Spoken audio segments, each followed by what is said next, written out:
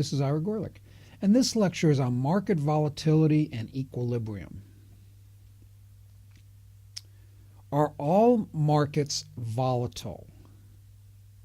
If all markets are volatile, should a community want to reduce that volatility? Or should a community embrace that volatility as a fact of life and let it play out as if it will? Is the goal of the community to reduce market volatility? That is the learning objective here. It's an interesting question in terms of volatility, in terms of smoothing out the highs and the lows. A key element to any economic model is how it maintains equilibrium. Economic equilibrium is a state where economic forces such as supply and demand are balanced, and in the absence of external influences, the equilibrium values of economic variables will not change. And this is actually critical when we talk about supply and demand and any number of other economic theories. We talk about this economic equilibrium. Market equilibrium refers to a condition where the market price is established through competition such that the amount of goods or services sought by buyers is equal to the amount of goods or services produced by sellers. It makes perfect sense.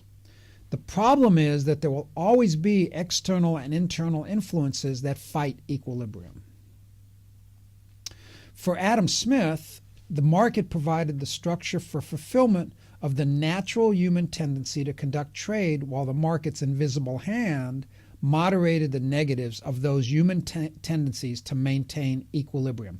Now, we're going to have a lot of discussion about invisible hand later, so this is the first introduction to it.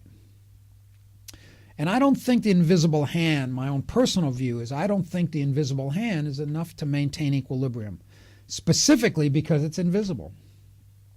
The key to optimal market functioning is information, and information that is invisible is useless. Now I'm going to talk a little about disruptive technology and how it relates to equilibrium. So when the car was invented, there was a downturn in the horse market and a boom in the automotive market. When the computer was invented, there was a downturn in the typewriter market and a boom in the computer market. When electricity was invented, there was a downturn in the lamp oil market and a boom in the electric market. The list goes on. Digital cameras destroyed films, DVDs destroyed VCRs, etc., etc., etc. What is the downturn for one may be a boom for another. And is this natural? Absolutely, it's natural. And we should embrace this because this is what we call creative destruction. Should the community have done something to change the volatility of these markets, like outlawing the new disruptive technology? Absolutely not. This would be a classic example of totalitarian or central planning missteps. So the term creative destruction, I already mentioned, comes from Joseph Schumpeter. The fundamental impulse that sets and keeps the capitalist engine in motion comes from the new consumer goods and new methods of production or transportation, the new markets, the new forms of industrial organization that capitalist enterprise creates. Now, Schumpeter was an Austrian and a contemporary of Hayek, so you can imagine that I'm very interested in Schumpeter.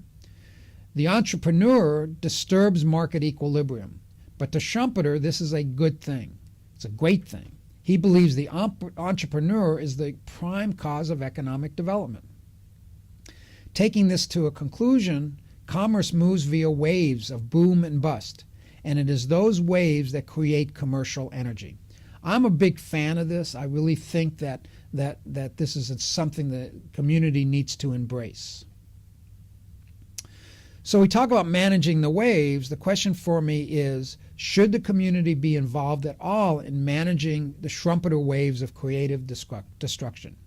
And if so, how should the community be involved? My answer?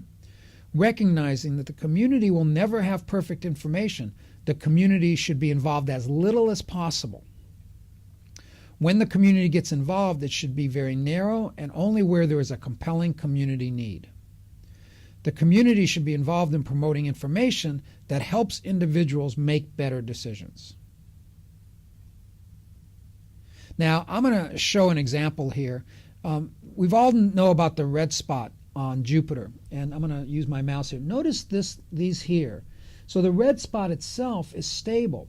But notice all of this chaos right there. So I'm going to show a video here of the same thing. So notice all this chaos. Even though the red spot is in equilibrium, the red spot is going for years and years and years, all around the red spot there's chaos. And that's what we talk about creative destruction. In order to have movement, there's going to be some chaos. And I think that's the physical example of why, it'd be wrong for the community to try to prevent the chaos. Here's some other examples of market equilibrium: poverty and inequality. Does poverty and inequality exist because the markets are not free enough? Or does poverty and inequality exist because the markets are too free? The 30s depression, was it caused by too much community involvement or caused by not enough community involvement? Two possibilities. The answer is available, but individuals' biases often hinder a reasoned discussion of the answer. Or the answer is not available and people should stop yelling at each other that they have the right answer. So the next series of lectures, I'm going to talk a lot about invisible hand and spontaneous order. It's very important for the free market. Thank you.